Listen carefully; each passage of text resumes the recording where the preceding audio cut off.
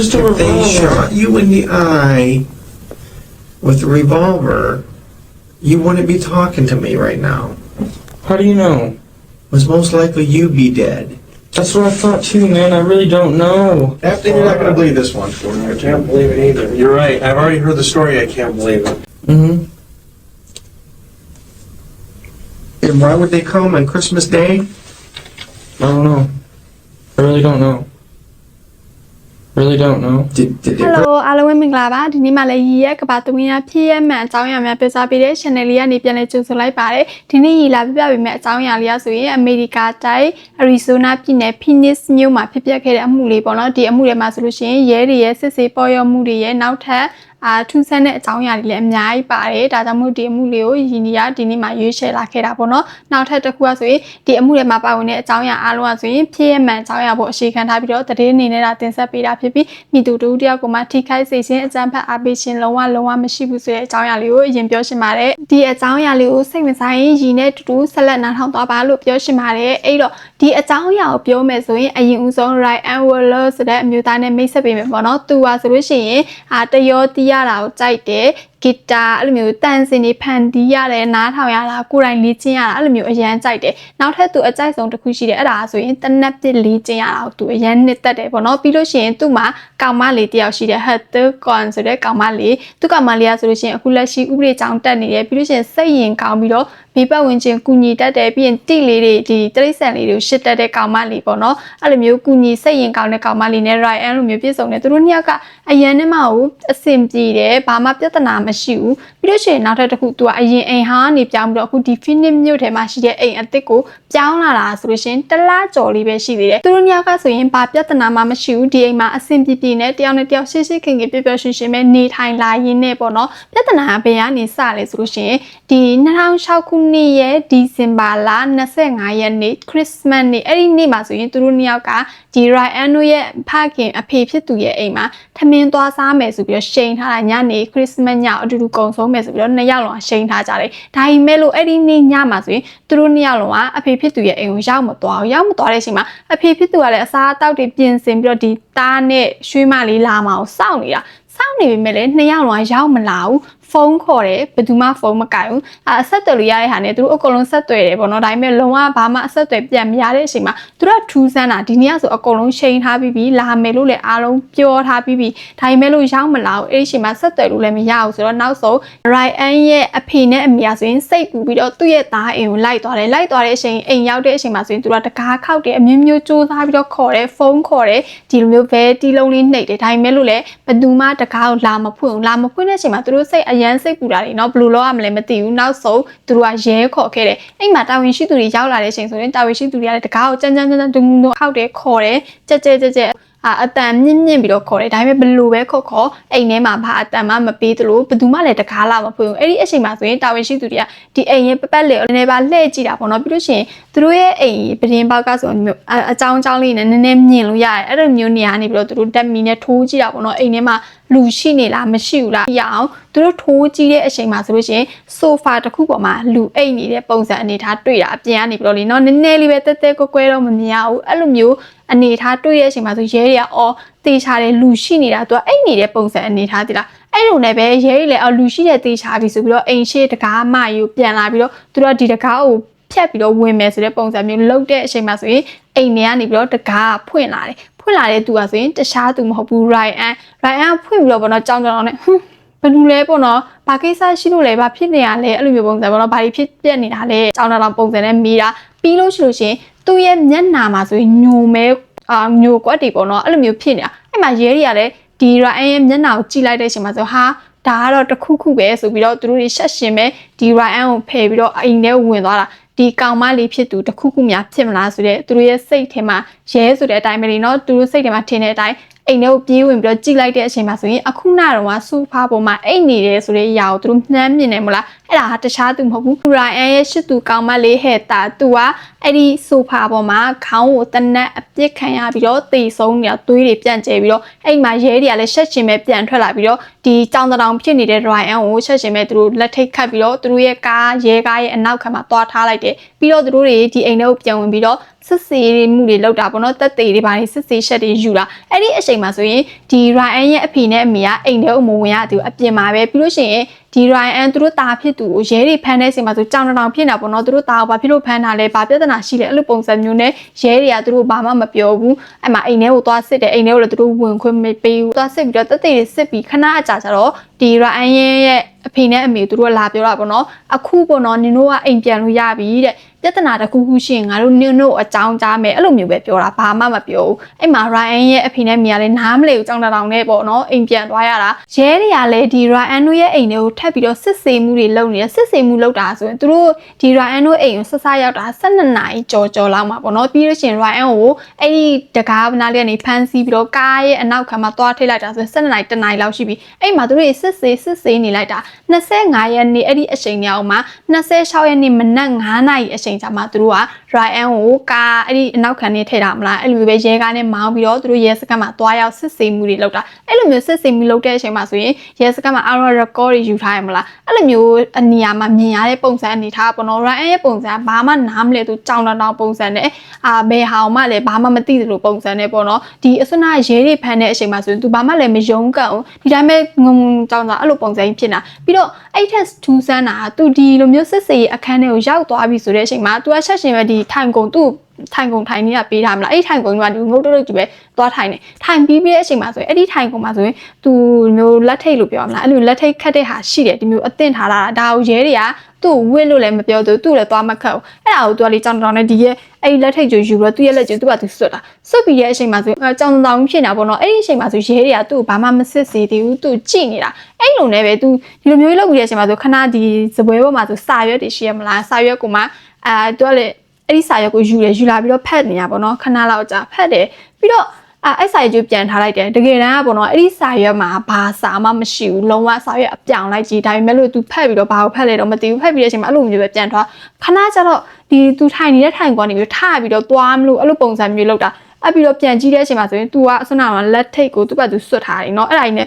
သူ့ကို तू မေ့တာလို့ကြောင်တောင်ဖြစ်တာလို့နဲ့အဲ့လိုမျိုးလုပ်နေတာအဲ့မှာပြန်ထိုင်လိုက်ခဏကြာလို့ရှိရင်ငုတ်တုတ်ထိုင်လိုက်ခဏကြာဒီမျိုးစပွဲပေါ်မှာမှောက်အိတ်လိုက်အဲ့လိုမျိုးပုံစံပေါ့နော်ထူးထူးဆန်းဆန်းနေ तू လုပ်နေခဲ့တာအဲ့ဒီအချိန်မှာဆိုရဲတွေက Ryan ကဒါတမင်တက်လုပ်နေတယ်သူတို့ပေါ့နော်ဇက်လန်ပုံစံမျိုးဖန်တီးပြီးတော့လှုပ်ပြနေတယ်လို့သူတို့ထင်ကြတယ်အဲ့ပြီးလို့ရှိလို့ရှိရင်တာဝန်ရှိသူတွေကဒီ Ryan ရဲ့မျက်နှာမှာဆိုတန်ရာရှိတာမလားအဲ့ဒီတန်ရာတွေကိုဓာတ်ပုံလာရိုက်တဲ့အချိန်မှာဆိုလို့ရှိရင် तू ကဘာမှအဲ့မျိုးခုခံခြင်းဘာမှပြဿနာမရှာဘူးဒီတိုင်းပဲ ACC ပဲအရိုက်ခံတယ်ပေါ့နော်အဲ့ပြီးတဲ့အချိန်မှာဆိုရဲတွေစဉ်းစားဒါကတော့တော်တော်လေးကိုမှခေါင်းကိုက်ရမယ်မှုတစ်ခုဖြစ်မယ်အမှုတစ်ခုဖြစ်မယ်ဘာဖြစ်လို့လဲဆိုတော့ Ryan ရဲ့ပုံစံဘာမှလည်းဝန်ခံမဲ့ပုံမပေါ်ဘူးဘာမှလည်းသူလက်ခံပြီးတော့ဆွေးနွေးမဲ့ပုံအမျိုးအစ်စ်ခံမဲ့ပုံမပေါ်ဘူးဆိုပြီးတော့သူတို့ရေခေါင်းတော့နည်းနည်းကိုက်သွားပါတော့ရဲတွေကအဲ့လိုမျိုးစိတ်ရှုပ်နေပြီမဲ့လို့လေ Ryan ကကျတော့လုံးဝ ACC ပဲဘာခံစားချက်မှမရှိဘူးဒီနေရာကိုပေါ့နော်ပုံမှန်ဆိုရင်အစ်စ်စီခံရတဲ့သူအစ်စ်စီခံကိုရောက်တဲ့သူဆိုရင်စိတ်ညစ်ပြီးတော့စိတ်အဆင်မပြေပုံစံမျိုးဖြစ်မှာဒါပေမဲ့ Ryan ကတော့လုံးဝ ACC ပဲဘာမှမခံစားသူတို့နဲ့ရုပ်တက်ကြီးထလာပြီးတော့ပေါ့နော်ကျွန်တော်အိမ်ပြန်ရှင်တယ်ကျွန်တော်အိမ်ပြန်လို့ရပြီလားအိမ်ပြန်ရှင်တယ်အဲ့လိုပုံစံမျိုးပြောတဲ့အချိန်မှာဆိုရဲရတယ်ဒီ Ryan ရဲ့ပုံစံအစဝင်တွေကပုံစံနဲ့အခုချိန်ထိပေါ်တော့တွေ့ရတဲ့ပုံစံသူတို့စိတ်ညစ်တာဒါပေမဲ့လို့လည်းသူဘာမှမပြောဘဲနဲ့ပြန်လို့မရသေးဘူးနင်ပြန်လို့မရသေးဘူးအဲ့လိုပုံစံပဲပြောပြီးတော့မှရဲတွေကသူ့ကိုစတင်မေးမြန်းမှုလုပ်တယ်သူ့ရဲ့မျိုးရိုးနာမည်ပြီးရင်သူ့ရဲ့နာမည်အရင်ကဘာတွေလဲအဲ့လိုမျိုးမေးတဲ့အချိန်မှာဆိုရင် Ryan အားလုံးဖြေတယ်အမှန်တိုင်းပဲပေါ့နော်သူအကလုံးမှန်တယ်ဖြေတယ်အဲ့ပြီးတော့ဒီဟာကြီးဖြေပြီးတဲ့အချိန်မှာချက်ချင်းပဲနောက်တစ်ခေါက်ထပ်ပြောပါတော့ကျွန်တော်အိမ်ပြန်ရှင်ပြီကျွန်တော်အိမ်ပြန်ပေးပြန်မှာကျွန်တော်အိမ်ပြန်ရှင်တယ်အဲ့လိုမျိုးထပ်ပြောတာအဲ့ဒီအချိန်မှာဆိုရဲတွေကနင်အိမ်ပြန်လို့မရသေးဘူးတဲ့ပြီးလို့ရှိရင်နင်တိလားပေါ့နော်နင်ဘာကြောင့်ဒီအခန်းထဲကိုရောက်နေတာလဲနင်တိလားအဲ့လိုမျိုးမေးတဲ့အချိန်မှာဆိုရင်မသိဘူးတဲ့ကျွန်တော်ဘာမှမသိဘူးကျွန်တော်အိမ်ပြန်ရှင်တာပဲသိတယ်အဲ့ဒါပဲသူကပြောတာရဲတွေဘာပဲမိမိမသိဘူးအိမ်ပြန်ရှင်တဲ့လူမျိုးစကားလမ်းကြောင်းလွှဲတဲ့ပုံစံပဲပြောတာဖြစ်တဲ့အတွက်ရဲတွေကလည်းစိတ်ညစ်ပြီးတော့ဒါတော့မဖြစ်တော့ဘူးပေါ့နော်သူတို့ဘာမေးအဖြေရမှာမဟုတ်ဘူးလူရင်းကိုပဲပြောမယ်ဆိုပြီးတော့အရင်ဆုံးသူ့မေးတာပေါ့နော် Ryan နင်တိလားနင်ဘယ်နှစ်တန်းအထိတက်ခဲ့လဲအဲ့လိုမျိုးမေးတဲ့အချိန်မှာဆို Ryan မသိဘူးတဲ့ဘယ်နှစ်တန်းအထိတက် တက်ခဲ့လည်းမသိဘူးအဲ့ချိန်မှာရဲတွေကပို့ပြီးတော့စိတ်ထဲမှာဟာဒါကတော့မဟုတ်တော့ဘူးဆိုတော့နင်မသိဘူးလားပေါ့နော်နင်ကိုယ်တိုင်ဘယ်နဲ့တန်းထိတက်ခဲ့လည်းမသိဘူးလားအဲ့လိုမျိုးမေးတဲ့အချိန်မှာဆိုရင် तू ကခဏလေးပေါ့နော်စဉ်းစားတဲ့ပုံစံလုပ်ပြီးတော့အော်တဲ့ကျွန်တော်ကပေါ့နော် grade 8ပြီးတာအဲ့လိုမျိုးပြောတဲ့အချိန်မှာ okay အထက်တန်းကျောင်းပြီးပြီဒါဆိုရင်နေ့မှာ GET ရှိလားအထက်တန်းအောင်လက်မှတ်လीเนาะအဲ့လိုမျိုးရှိလားလို့မေးတဲ့အချိန်မှာဆိုရင် तू ကမသိဘူးအဲ့လိုမျိုးပဲမေးတာဒါဆိုအရန်လွယ်တဲ့မေးခွန်းလေးเนาะရှိတယ်ဆိုရှိတယ်မရှိဘူးဒီလိုမျိုးဒီအထက်တန်းပြီးတဲ့သူတိုင်းအထက်တန်းအောင်လက်မှတ်ရှိလားမရှိလားဒါကဖြေရအရန်လွယ်တဲ့မေးခွန်းတိုင်းပဲလို့လေဒီ Ryan ကကျတော့ဒါကိုလည်းမသိဘူးပဲထပ်ပြောတဲ့အချိန်မှာဆိုရဲတွေကစိတ်ညစ်လာဒါကလောကကိုမှမဟုတ်တော့ဘူး Ryan ကဆိုလို့ရှိရင်ဘာပဲမေးမသိဘူးပြီးလို့ရှိရင်ကြောင်တောင်ပုံစံတွေလုပ်တယ်ဘာမှမမှတ်မိတဲ့ပုံစံမျိုးပေါ့နော်ဟောဒီလိုမျိုးဗန်မျိုးပြီးလို့ရှိရင်ရဲတွေနောက်တစ်မျိုးထင်တာပေါ့နော် Ryan ကစကားလမ်းကြောင်းလွဲတာသူအစနာတော့ကသူကောင်မလေးချစ်သူဟဲ့တတ်တဲ့အမှုကိုသူမပြောရှင်တာဖြစ်တဲ့အတွက်တခြားလမ်းကြောင်းနဲ့လွဲတဲ့ပုံစံမျိုးသိရမလားဒီအမှုဘက်ကိုမရောက်သွားအဲ့လိုပုံစံမျိုးလိန်စင်နေတဲ့ story ကိုလုပ်တယ်ရဲတွေကထင်တယ်ရဲတွေက Ryan ကိုထပ်မိတဲ့နှစ်မှာချစ်သူရှိလားအဲ့လိုမျိုးမိတဲ့အချိန်မှာဆိုရင်ဒီတစ်ခေါက်လေ तू ကမသိဘူးအဲ့လိုမျိုးပဲဖြေတာအဲ့လိုနဲ့ပဲရဲတွေကပေါ့နော် Heather ကိုသိလားဆိုလို့ရှိရင်မှHeather လားစဉ်းစားတဲ့ပုံစံလုပ်လို့ပြီးတော့ပေါ့နော်မသိဘူးတဲ့အစားအဲ့လိုမျိုးဖြစ်တာပြီးတော့မှခဏပြန်စဉ်းစားပြီးတော့မဟုတ်သိတယ်Heather ခိုင်မန်မလားတဲ့သူကပေါ့နော်မျိုးရိုးနာမည်အမျိုးရှိတာဖြစ်တဲ့အတွက်Heather ခိုင်မန်ပဲဖြစ်မှာပေါ့နော်သူရဲ့အသက်က18အဲ့လိုမျိုးပေါ့နော်ကြောင်တောင်ပုံစံနဲ့အဲ့လိုပဲဖြေတာအဲ့ဒီအချိန်မှာဆိုလို့ရှိရင်ရဲတွေကဒီ Ryan ကထပ်လိန်ပြန်ပြီးတကယ်တမ်းသူ့ရဲ့စစ်သူကောင်မလေးရဲ့နာမည်ကဆိုရင် Heather သူ့ရဲ့မျိုးရိုးနာမည်ဆိုခွန်အဲ့လိုဖြစ်တဲ့အတွက် Heather ခွန်မဲ့သူ့မှာမျိုးရိုးနာမည်3-4မျိုးလည်းမရှိဘူးတစ်မျိုးပဲရှိတာအဲ့ဒါကြောင့်မလို့ရဲတွေက Ryan ကဘာမှမယုံရဘူးဘာပဲပြောသူကလိန်နေတာအဲ့လိုမျိုးပုံစံပဲသူတို့တွေထင်တာ Ryan ကဒီလိုမျိုးတွေပဲပြောနေတဲ့အချိန်မှာဆိုရဲတွေကစကားလမ်းကြောင်းလွဲပြီးတော့တခြားပုံစံကြီးနဲ့ပြောမယ်ဆိုပြီးတော့ Ryan ကိုမေးရပါတော့ Ryan နဲ့နင်းရဲ့မျက်နှာမှာဒီလိုမျိုးအညိုအမဲဖြစ်နေတာတွေရတယ်အဲ့ဒါကဘာဖြစ်တာလဲတဲ့အဲ့လိုမျိုးမေးတဲ့အချိန်မှာဆို Ryan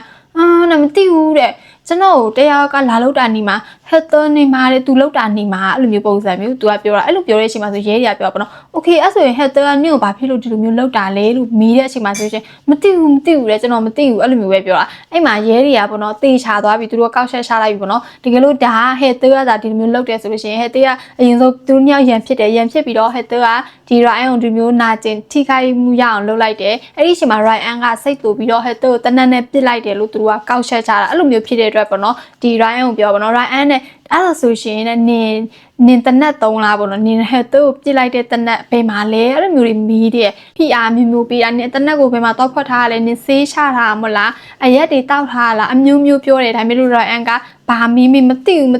အဲ့လိုမျိုးပဲပြောတာ I don't know. I really don't know.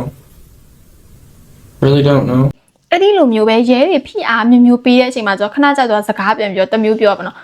့နဲ့မနေ့ကပေါ့နော်လူ2ယောက်ကသူ့ရဲ့အခန်းထဲကိုဝင်လာတယ်သူတို့ရဲ့အိမ်ထဲကိုဝင်လာပြီးတော့တဲ့ဟဲ့သူ့အရင်ပြစ်တယ်ပြီးတော့ဟဲ့သူ့ကိုပြစ်တယ်အဲ့လိုမျိုးပြောတာအဲ့ပြီးတော့မဟုတ်ဘူးသူ့ရဲ့ပုံစံကတော့ဘယ်ဟာပဲပြောစကားကို2မျိုးပြောတယ်အခုခဏနေကြဒါမျိုးပြောလိုက်ခါကြဒီလိုမျိုးပြောလိုက်အဲ့လိုမျိုးဖြစ်တဲ့အချိန်မှာရဲတွေကဒီ Ryan ကရှောက်ပြောနေတယ်လို့ပဲထင်တာအဲ့ပြီးတော့ရှင်ဒီ Ryan ကနောက်ထပ်ပြောတယ်ပေါ့နော် Rishi ဟုတ်တယ် Rishi နဲ့သူ့ရဲ့အဖေပေါ့နော်သူတို့ကလာပြီးတော့ငါရဲ့အိမ်ထဲကိုဝင်လာပြီးတော့အဲ့လိုမျိုးပြစ်လိုက်တာပဲအဲ့လိုမျိုးပေါ့နော်အမျိုးပြောတာအဲ့အချိန်မှာရဲတွေလည်းသူ့ကိုဘာမှမယုံတော့ဘူးအဲ့လိုနဲ့ရဲတွေကတဲ့တူပဲပြောလိုက်တာပေါ့နော် Ryan နဲ့နင်တိလာတဲ့နင်းရဲ့အိမ်ထဲမှာလူသေသွားတာတဲ့အဲ့ဒီလူကဆိုလို့ရှင် Heather ကနင်းရဲ့အိမ်ထဲမှာသေသွားတာဒါကြောင့်မလို့နင်ငါတို့အမှန်တိုင်းပြောနင် Heather ကိုတတ်လိုက်တာမလား Heather ကိုပြစ်လိုက်တဲ့တနက်ကဘယ်မှာလဲအဲ့လိုမျိုးမေးတဲ့အချိန်မှာဆိုရှင် Ryan ကလေအစတော့ကျတော့ဘာမှမသိလို့ကြောင်တောင်အဲ့လိုပုံစံနဲ့ပြီးလို့ရှင်ရဲတွေကဒီ Heather ကသေသွားပြီလို့ပြောတဲ့အချိန်မှာဆိုရင်အခုမှသိလိုက်တဲ့ပုံစံမျိုးအတိုင်းပဲအော်နဲ့စိတ်ထဲမှာဒီမျိုးပေါ့Heather ကသေတော့အဲ့လိုမျိုးပုံစံပေါ့နော်တကယ်လုံးဝခံစားရတဲ့ပုံစံ तू မသိသေးဘူးHeather ကသေသွားတာအဲ့လိုပုံစံမျိုးဖြစ်နေရသူ့ရဲ့မျက်နှာအဲ့ဒီလိုဖြစ်ပြီးတော့ခဏကြာတော့အကုန်လုံးသူပြောပြလာတယ်အဲ့ဒါကဘာလဲဆိုရင်ပေါ့နော်မင်းညတော့ပေါ့နော် Rishi ရတဲ့သူ့ရဲ့အိမ်ထဲဝင်လာတာပြီးလို့ရှင်သူ့ရဲ့အဖေရောပေါ့နော်သူတို့2ယောက်ဝင်လာပြီးတော့တဲ့Heather ကိုအရင်ပြစ်ပြီးတော့ကျွန်တော်ကိုလည်းလာပြစ်တတ်တယ်ပြီးတော့ခဏကြာပြန်မဟုတ်တဲ့Heather ကိုပဲပြစ်တာတယ်ကျွန်တော်ကိုမပြစ်ဘူးတဲ့အဲ့လိုမျိုးပြောတာစကားလေးဟိုပြောင်းလိုက်ဒီပြောင်းလိုက်ကျွန်တော်ကိုမပြစ်ဘူးကျွန်တော်ကကျတော့ပိတ်ထားတာအဲ့လိုမျိုးပေါ့နော်အမျိုးပြောင်းနေအဲ့ဒီအချိန်မှာဆိုရဲတွေကလည်းစိတ်မရှိတော့ Ryan ရဲ့ပြောတဲ့ဟာတွေကိုနော်တစ်မျိုးပြီးတစ်မျိုးဆိုတော့စိတ်မရှိတော့ Ryan ကိုပြောပါတော့ Ryan နဲ့နင်နားထောင်နေမနေ့ကတော့နင်းရဲ့အိမ်ထဲမှာလူသေသွားတာတဲ့ပြီးလို့ရှိရင်လည်းမနေ့ညတော့ နင်တို့ကတရားရောက်ကလာပစ်တယ်ညို့သားမှာတရားရောက်ကတနက်နဲ့ပစ်လိုက်မယ်ဆိုလို့ရှိရင်အခုချိန်မှာနင်ဒီအခန်းထဲမှာငါတို့နဲ့စကားလာပြောနေနိုင်မှာမဟုတ်ဘူးနင်တစ်ပင်ဆောင်တဲ့အမျိုးတေသွားပြီးအဲ့လိုပုံစံမျိုးပြောတာအဲ့ဒီအချိန်မှာပေါ့နော် Ryan ကဘာပဲပြောကွာတစ်မျိုးပြီးတစ်မျိုးဆိုတော့သူတို့ခေါင်းကိုက်နေတာဘာလို့ရမလဲမသိဘူးဘာမီမီလည်းအဖြေရမရဘူးပြီးလို့ရှိရင် Ryan ကိုစစ်မေးလာတယ်တော်တော်ကြာနေပြီဖြစ်တာဖြစ်တဲ့အတွက်သူတို့ခေါင်းကိုက်နေပြီအဲ့လိုနဲ့ပဲစုံတော့တယောက်ကဆိုရှင်ဒီ Ryan ရဲ့မျက်နှာကိုတတိထားမိတာသူဘယ်လိုမျိုးသူရဲ့စိတ်ထဲမှာတော့မသိချောင်းအဲ့လိုနဲ့ပဲ Ryan ကိုပေါ့နော် Ryan နေအရှိန်နဲ့တိုးလာကြည့်ပြီးတော့သူ့ရဲ့မျက်နှာကိုတတိချာချာလေးကြည့်လိုက်တဲ့အချိန်မှာဆိုရင်သူအရန်ကိုထိတ်လန့်သွားပြီးတော့ဆက်ရှင်ပဲပြောတော့အခုပေါ့နော်သူဆက်ရှင်ဒေါက်တာလူတယ်ဆက်ရှင်ပဲ Ryan အောင်လို့ဆိုပြီးတော့ခေါ်ခိုင်းလိုက်တာအဲ့လိုနဲ့ပဲအဲ့ဒီအချိန်ကဆိုရှင်မနက်9:45 မိနစ်လောက်ရှိပြီဆက်ရှင်ပဲဒီစေးုံကားတွေရဲစကန်ရှိကိုရောက်လာတယ် Ryan ကိုလည်းဆက်ရှင်သူတို့ဈေးအောင်ပို့လိုက်တာပို့ပြီးတော့မနက်ခင်အဲ့ဒီအချိန်ထိပေါ့နော်ဒီ Ryan ရဲ့မိခင်ဖခင်သူတို့ရဲ့အဖေမိရဆိုဘာမှမသိသေးဘူးသူတို့သားကဘာဖြစ်လို့ရဲတွေအဖမ်းခံလိုက်ရတာလဲသူတို့သားမဘာတွေဖြစ်ပျက်နေလဲဆိုတော့ဘာမှမသိဘူးရဲတွေကလည်းသူတို့ဘာမှအသိမပေးထားဘူးသူတို့အိမ်မှာပဲသွားနေခိုင်းတာပေါ့နော်အကြောင်းရှိလို့ရှင်ဖုန်းဆက်မယ်လို့ပုံစံပဲသူတို့အိမ်မှာစောင့်နေတာအဲ့ဒီလိုနဲ့ပဲသူတို့တွေ Ryan ကိုဈေးအောင်ပို့ပြီးရဲ့အချိန်မနက်9 နာရီလောက်မှာဆိုလို့ရှင် Ryan ရဲ့အဖေနဲ့အမေဖြစ်သူစီကိုအကြောင်းကြားခဲ့တယ်ပေါ့နော်အဲ့ဒီအချိန်မှာဆို Ryan ရဲ့အဖေနဲ့အမေကဘာမှလည်းမသိသေးဘူးဒီအကြောင်းအရာတွေအကုန်လုံးကိုသူတို့ဖုန်းကင်လိုက်တဲ့အချိန်မှာဆိုရှင်Ryan ရဲ့အဖေနဲ့မိသားပေါ့နော်အခုနင်တို့ရဲ့သားဟာဈေးုံရောက်နေတယ်အဲ့လိုဖြစ်တဲ့အတွက်ဈေးုံဆက်ရှင်လိုက်လာခဲ့ပါလို့သူတို့ပြောတာအဲ့ဒီအချိန်မှာဆို Ryan ရဲ့အဖေနဲ့မိကလည်းကြောင်လာပြီးလို့ရှင်စိတ်ပူတာပေါ့နော်ကိုယ့်ရဲ့သားဈေးုံရောက်ပြီးဆိုအမျိုးဆက်ရှင်ပဲပြောပြရနေလိုက်လာတယ်လိုက်လာပြီးတော့သူတို့တိလိုက်ရတဲ့အရာဆိုရင်သူတို့ရင်ဘလောက်တောင်ကြိုးရမလဲတိတာအစနာတော့ဒီစုံတော့ကစစ်စီခံနေမှာတော့ Ryan ရဲ့မျက်နှာအရှိတူပြီးတော့စစ်စီလိုက်တာဆိုတော့ Ryan ရဲ့မျက်နှာအထိုးအကျိတ်ခံထားလို့ရနေတဲ့ဒဏ်ရာညိုမဲဆွဲနေတဲ့ဟာတွေမဟုတ်ဘူးဒီ Ryan ရဲ့မျက်လုံးထဲမှာကြည်စံရဝင်နေတာအဲ့လိုကြည်စံဝင်နေတာဖြစ်တဲ့အတွက်ဒီကြည်စံရဲ့ဒဏ်ရာကြည်စံရစိုက်နေတာအဲ့လိုမျိုးဖြစ်တာသူ့ရဲ့မျက်နှာရဲ့ညိုမဲနေတာဒီကြည်စံကြောက်ပေါ့နော်အဲ့ပြီးတော့ဆေးရုံရောက်ပြီးတော့စစ်လိုက်တဲ့အချိန်မှာဆိုရင် Ryan ရဲ့မျက်နှာပေါ့နော်ဟဲ့တော့တယောက်တည်းပဲတနက်နဲ့ပြစ်ခံရမှာ Ryan နဲ့ပြစ်ခံရတာသူတို့တိလိုက်တယ်ပြီးလို့ရှိရင် Ryan မျက်နှာကိုပြစ်လိုက်တဲ့ကြည်စံကားဆိုလို့ရှိရင်ဒီမျက်လုံးကနေစိုက်ဝင်ပြီးတော့ဒီအုံနောက်ထဲမှာသွားပြီးတော့ကြိတ်ပြီးတော့အဲ့လိုမျိုးဘယ်လိုပြောမလဲသွားသိမ်းထားသလိုဖြစ်နေတာအဲ့ဒါကြောင့်မလို့သူ့ရဲ့မျက်နှာကြီးအဲ့လိုညိုမဲနေတာနောက်ထပ်စစ်စေးချက်မှာပေါ်တာဒီ Ryan ရဲ့အယိုးပေါ့နော်တခုကျိုးသွားတယ်အဲ့ဒါကြတော့အစနာတော့ရဲတွေဒီ Ryan ရဲ့အိမ်ကိုတွားရောက်စစ်ဆေးတဲ့အချိန်မှာဆိုရင် Ryan ကိုသူတို့တန်တန်ဖိနှိပ်ပြီးတော့ဖန်ဆီးလိုက်တာဖြစ်တဲ့အတွက်Ryan ရဲ့အယိုးစစ်ကျိုးသွားတာလို့သူတို့ကောက်ချက်ရှာပေါ့နော်သူတို့တွေအဲ့လိုမျိုးသိခဲ့ရတယ်ပြီးတော့ဒေါက်တာပြောတာပေါ့နော်အစွန်းနာတော့ Ryan ကဒီကြောင်တောင်နေဟိုကမေးသူတို့ဒီမျိုးစကားတွေပြောင်းပြန်လန်အဲ့လိုပုံစံပြောတာသူ့ရဲ့အုံနောက်ထဲမှာဒီကြည်စံရသွားဆိုင်နေတာအဲ့လိုဖြစ်တဲ့အတွက်မှတ်ညံအပုံမှန်မဟုတ်တော့ဘူးဒီမှတ်ညံလုံးဝစားနေပြီဒီကြည်စံနဲ့အဲ့လိုမျိုးထိထားလေနော်အဲ့ဒါဖြစ်တဲ့အတွက်ဒီ Ryan ရဲ့ခန္ဓာကိုယ်ရအခုအသက်ရှူနေသေးတယ်အဲ့လိုပုံစံအနေထားပဲမသေးသေးတဲ့လူအသက်ရှူနေသေးတယ်အဲ့လိုမျိုးပုံစံပေါ့နော်ဒီဒေါက်တာပြောပြတာအရင်မရှင်းပြတတ်ဘူးအဲ့လိုမျိုးပုံစံအနေထားဖြစ်တယ်ပေါ့နော်အဲ့ဒီမှာပဲရဲတွေဆက်ရှင်ပဲဒီ Ryan တို့အိမ်ကိုစစ်ဆေးမှုတွေလုပ်တယ်ပြီးလို့ရှိရင်အစနာတော့ Ryan ပြောခဲ့တဲ့ Rishi သူတို့ကိုလည်းစုံစမ်းစစ်ဆေးမှုလုပ်တဲ့အချိန်မှာဆိုလို့ရှိရင်ရဲတွေတိလိုက်ရတာဒီ Rishi နဲ့သူ့ရဲ့အဖေကိုဆိုရဲတွေကရင်းနေပြီးသားအရင်တော့သူတို့နှစ်ယောက်ကခိုးမှုသူများကိုအဲ့လိုမျိုးအန်တရပြုတ်မှုနဲ့အမှုတေးသေးလေးနဲ့ခဏခဏအဖမ်းခံထိတယ်ဒါကြောင့်မို့ရင်းနေပြီးသားထပ်ပြီးတော့ရဲတွေစစ်ဆေးလိုက်တဲ့အချိန်မှာဆိုရှင် Rishi ကအရင်တော့ဒီ Ryan တို့အခုလက်ရှိငှားနေတဲ့အိမ်ကိုသူငှားနေဘူးတဲ့သူ့ကိုအိမ်ရှင်ကမောင်းချလိုက်တာဘာဖြစ်လဲဆိုတော့ဒီအိမ်မှာသူကတောင်းချက်နဲ့အရက်တွေတောက်အဲ့လိုမျိုးတွေကြောင့်သူ့ကိုမောင်းချထားတာအဲ့ဒီသူတို့ဒီအိမ်ကနေတော့ထွက်သွားတဲ့နေ့ရဆိုလို့ရှင် Ryan တို့ပြောင်းဝင်လာတဲ့နေ့အဲ့ဒီနေ့မှာဆိုရင် Ryan တို့ကသူကငကိုရဂီတာတီးတာတွေဘာကြီးကြိုက်တယ်เนาะအဲ့လိုဖြစ်တဲ့အတွက်သူ electronic ပစ္စည်းတွေအများကြီးပါလာအဲ့မှာသူကလည်းဒီပစ္စည်းတွေကိုမြင်တဲ့အချိန်မှာဆိုရှင်ဒီဒီဇင်ဘာ25ရက်နေ့သူတို့ထင်တာတော့ဒီနေ့မှာဆိုရင်လူမရှိဘူးအားလုံးကအပြင်သွားမှာပဲအဲ့လိုတွေးပြီးတော့ဒီအိမ်ကလည်းသူနေထားတဲ့အိမ်သူအားလုံးရင်းနှီးတယ်ဘယ်ကနေဝင်ဘယ်လိုမျိုးထွက်အဲ့လိုမျိုးတွေရင်းနှီးတာဖြစ်တဲ့အတွက်သူကဒီအိမ်မှာပဲလာခိုးမယ်တကယ်လို့ရဲတွေစစ်ဆေးမယ်ဆိုလို့ရှင်တော့ဒီအိမ်မှာသူနေခဲ့တာဖြစ်တဲ့အတွက်ဒီအိမ်ကတော့သူ့ရဲ့ဒီအိမ်ရှိမှာပဲဒါကြောင့်မလို့သူ့ကိုစစ်ဆေးဖို့လွယ်လွယ်နဲ့ဖမ်းမိမှာမဟုတ်ဘူးဆိုပြီးတော့သူလာခိုးဖို့လုပ်တာအဲ့ဒီနေ့မှာဆိုရင်ရှင်ဒီ Ryan တို့ကသူ့ရဲ့အဖေအိမ်ကိုမသွားသေးဘူးသူတို့အိမ်မှာရှိနေတဲ့ရုပ်ရှင်ကြည့်နေတာအဲ့လိုနဲ့ပဲဒီအိမ်နောက်ကတကားဘုံဆိုတဲ့အတန်ကြားတဲ့အချိန်မှာဆို Ryan ကဘာလဲဆိုပြီးတော့ထားကြည့်တဲ့အချိန်မှာဆိုရှင်ဒီ Rishi ရဲ့သူ့ရဲ့အဖေကိုတွေ့တဲ့အချိန်မှာဆိုသူတို့ကဘာမှမပြောရသေးဘူးဒီ Ryan ကိုတနက်နဲ့ပစ်လိုက်တာ တနက်နဲ့ပြစ်လိုက်တယ်ပြီးလို့ရှိလို့ရှင်ပထမတစ်ချက်ပြစ်လိုက်တယ်ပေါ့နော်ဒီလိုနှာခေါင်းသားနဲ့တုတ်ဆိုအဲ့လိုစင်ပြီးတော့ဒီအုံနောက်ထဲကိုပေါ့နော်ဒီမျက်လုံးဘဲဘက်ရှမ်းဝင်ပြီးတော့အုံနောက်ထဲကိုစိုက်သွားတယ်အမျိုးပဲနှစ်ချက်တိတိအပြစ်ခံရတယ်ပြီးလို့ရှိရင်သူ့ရဲ့ချစ်သူကမလေးဟက်တာကိုလည်းတနက်နဲ့အဲ့ဒီဆိုပါပေါ်မှာပဲဘာမှမသိဘူးဟက်တာလေးသူကြောင်နဲ့ပေါ့ထိတ်ထိတ်လန့်ဖြစ်နေအဲ့လိုပဲဒီသူ့ရဲ့ချစ်သူကိုလည်းပြစ်တက်ပလိုက်တာသူတို့နှစ်ယောက်လုံးပြစ်ပလိုက်တယ်အဲ့ဒီအချိန်မှာဆိုလို့ရှိရင်သူတို့ကပစ္စည်းတွေအားလုံးပေါ့နော်ယူသူတို့လိုချင်တဲ့ဟာတွေယူပြီးတော့ဒီအိမ်ကနေထွက်သွားတယ်သူတို့ထင်တာကတော့ Ryan ကိုဒီ Heather နှစ်ယောက်လုံးကတည်သွားပြီလို့ထင်တယ်ဒါပေမဲ့လို့လည်းခဏအကြာမှာဆိုရင် Ryan ကပြန်ပြီးတော့တတိရလာတယ်တတိလေလာတဲ့အချိန်မှာဆိုရင် तू ကအုံနောက်ထဲကိုဒီကြည်စံဝင်သွားတာဖြစ်တဲ့အတွက်တတိတော့ပြန်လဲလာတယ်ဒါပေမဲ့ तू ဘာမှမမှတ်မိဘူးကြောင်တောင်ပုံစံနဲ့သူ့ကောင်မလေးကဒီစူပါပေါ်မှာတည်ဆုံးနေတာကိုလည်း तू မသိဘူးအဲ့လိုပဲကြောင်တောင်ကြီးရှိနေတယ်အဲ့လိုနဲ့နောက်ဆုံးသူတို့အဖေတို့နဲ့ပြီးလို့ရှိရင်ရဲတွေအိမ်ကိုလာပြီးတကားခောက်တဲ့အချိန်မှာဖွင့်တဲ့အချိန်ရဲတွေမြင်လိုက်ရတဲ့မျက်နှာအနေထားဆိုလည်းကြည်စံမှန်ထားရတဲ့အနေထားပေါ့နော်အားလုံးရဲတွေစစ်စစ်ပေါ်ပေါက်တဲ့အချိန်မှာဆိုရှင်ရဲတွေကလည်း Rishi နဲ့ဒီRishi ရဲ့အဖေကိုချက်ရှင်မဲ့တရားရုံးတင်ပြီးတော့တရားစွဲဆိုမှုတွေလုပ်တာအဲ့လိုမျိုးလုပ်တဲ့အချိန်မှာဆိုရင်ဘာမှတိတ်ပြီးတော့စစ်ဆေးစရာမလိုအားလုံးကတက်တည်နေတကွာအားလုံးရှိပြီးသားဖြစ်တဲ့အတွက်သူတို့နှစ်ယောက်လုံးကိုတရားရုံးကနေပြီးတော့တကျွန်းဆိုပြီးတော့ရှာမလိုက်တယ်လုံးဝအယူခံဝင်ခွင့်မရှိဘူးဆိုပြီးတော့ဒီအမှုရခုလို့အဆုံးသတ်သွားတာပေါ့နော်အဲ့လိုမျိုးဖြစ်တဲ့အချိန်ဒီသူတို့နှစ်ယောက်လည်းထောင်ကျသွားပြီဒါပေမဲ့ Ryan အတွက်ကကျတော့တော်တော်ကြာလေးကိုစေးုံတက်လိုက်ရသေးတယ်အဲ့ပြီးတော့စေးုံတက်ပြီးတဲ့အချိန်မှာဆိုသူအသက်မသိဆုံးပင်မဲ့လို့လေသူအိမ်ပြန်ရောက်တဲ့အချိန်မှာဆိုခဏသူကတတိမကောင်းတော့ပြီးအုံနောက်ရဲ့အပိုင်းအစတွေကိုလည်းသူခွဲစိတ်ပြီးတော့ထုတ်လိုက်ရတယ်သူရဲ့မျက်လုံးတစ်ဖက်လည်းမမြင်တော့အဲ့လိုအနေထားအဲ့မှာအုံနောက်က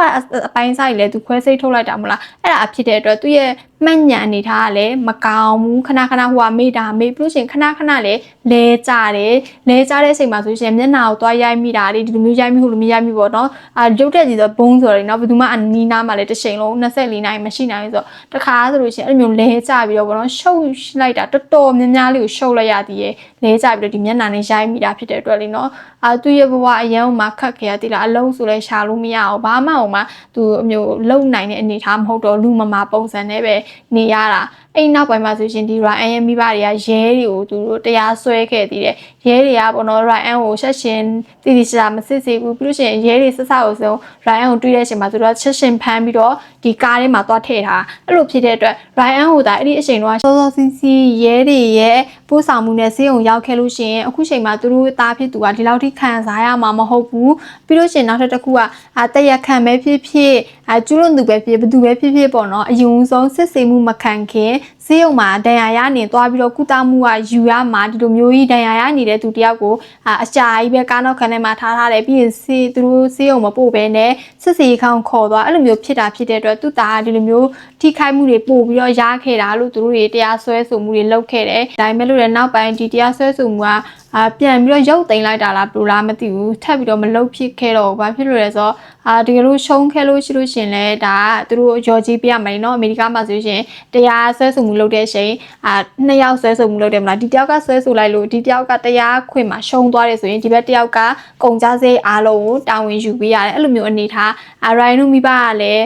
းဒါကြီးကလည်းဖြစ်ပြီးသွားပြီးအဲ့လိုတွေကြောင်းလည်းနေမှာပေါ့နော်ဒါယူဆွဲဆိုမှုဆက်မလုပ်ခဲ့ဘူးအဲ့ဒီလိုနဲ့ဒီရိုင်ယန်ကကြတော့နောက်ထပ်6နှစ်လောက်ပဲသူထပ်နေလိုက်ရတယ်သူရဲ့အသက်26နှစ်မှာဆိုရင်တည်ဆုံးသွားခဲ့တာပေါ့နော်ဒီအမှုရအခုလိုမျိုးအဆုံးသတ်သွားတာရိုင်ယန်ဆိုအရန်တနာဖို့ကောင်းနေတိလား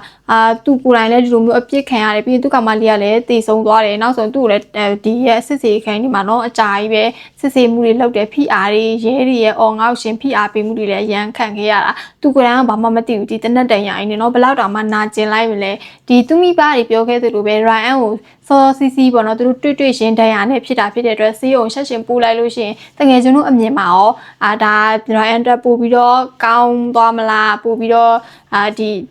ီထပ်ပြီးတော့အကြိုင်းနေနိုင်မလားပေါ့နော်အဲ့ဒီအချိန်တော့ဆိုရင်ရဲတွေကသူတို့ပြောခဲ့ရပါတော့ရိုင်အန်ရဲ့ဒဏ်ရာကသူတို့ဆရာဝန်မှာခေါ်လာပြီးတော့ပြောတယ်ရိုင်အန်ရဲ့ဒဏ်ရာကလည်းဆက်ရှင်ပဲပို့နောက်ကျပြီးတော့ပဲပို့သူကဒီဟာရဲ့တက်ရောက်မှုရှိနေပြီးသားဖြစ်တဲ့အတွက်ဘာမှမကွာသွားဘူးလို့ပြောတယ်အဲ့မှာဒီရိုင်အန်တို့ရဲ့မိဘဘက်ကဆရာဝန်တွေလည်းရှိတယ်သူတို့ပြောပါတော့အုံနောက်ထဲမှာသွေးရုပ်စိမ်းမှုဖြစ်တာဒီပြစ်လိုက်တဲ့အချိန်မှာအုံနောက်ထဲဝင်သွားမလားသွေးရုပ်စိမ်းမှုရှိရတယ်နော်အဲ့လိုမျိုးသွေးရုပ်စိမ်းမှုကတဲ့စက္ကန့်ပိုင်းပဲကွာရင်တော့မှအကျိုးသက်ရောက်မှုကအများကြီးကွာတယ်ဒါကတော့သေချာပေါက်ဖြစ်နိုင်တဲ့ဟာပဲလေနော်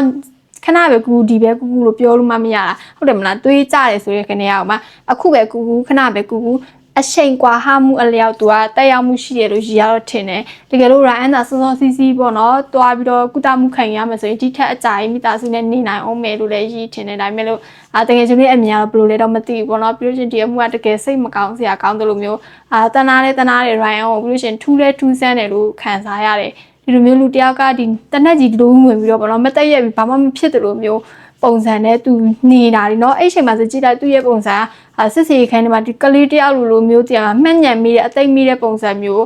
ပထမဆုံးပဲတွေ့ပြီးတယ်ပြီးရှင်ထူးတဲ့ထူးဆန်းတယ်တနာတယ်ပေါ့နော်ဒီလိုမျိုးနဲ့ပဲဒီအမှုရအဆုံးသတ်သွားတယ်အဲ့တော့တငယ်ချင်းတွေရဲ့အမြင်မှာဘယ်လိုမျိုးရှိလဲပေါ့နော်ဒီအမှုကိုနားထောင်ပြီးတဲ့အချိန်မှာကိုယ့်ရဲ့ထင်မြင်ချက်လေးကိုလည်း comment ထဲမှာရည်နဲ့တူလာရောက်ဆွေးနွေးသွားပေးပါအောင်လို့ပြောရှင်းပါတယ်ပြီးရှင်ရည်ရဲ့ဒီ channel လေးကကဘာတဝင်းရဖြစ်ရမှန်အကြောင်းအရာများပြောပြပေးတဲ့ channel လေးဖြစ်လို့ channel နဲ့တက်တယ်ဆိုရင် like subscribe လေးလည်းလုပ်သွားပေးပါအောင်လို့တောင်းဆိုချင်ပါတယ်အားလုံးမြတ်တာ